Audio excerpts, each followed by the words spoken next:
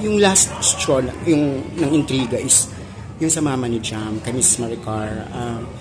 Marami siyang mga reklamo laban sa'yo. Anong katotohanan doon? Anong pwede mong sabihin?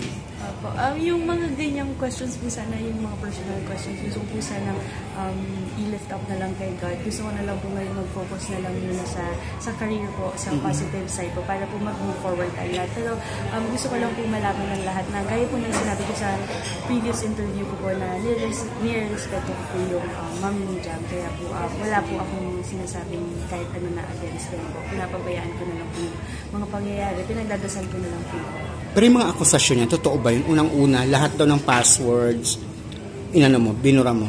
Yun po, gaya po ng sabi, gusto ko po sana no po sa mga ganung issue para ma-drop na po sana. Pero mamaya, press con to, matatanong ka talaga. Oo. Handa ka na ba na, kasi mga press yan na talaga magtatanong talaga sa'yo yan. So, paano mo ipaliwanag sa kanila yung side mo naman?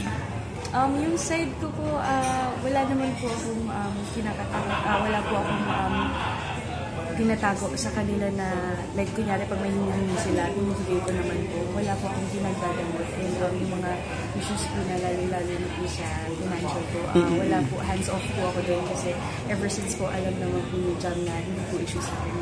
So, pero ngayon ba, nagdadasal ka pa kay Jam, kinakausap mo pa rin siya. Ano mga sinasabi mo sa kanya ngayon? Everyday po, parang kinakamusta ko pa rin po siya na parang kasama ko siya literal. Pero alam ko po ngayon na syempre po nasa bedroom na siya. Nung 40th day, hindi ka nagpunta? Hindi ka nila sinama? Opo. Gaano kasakit yun?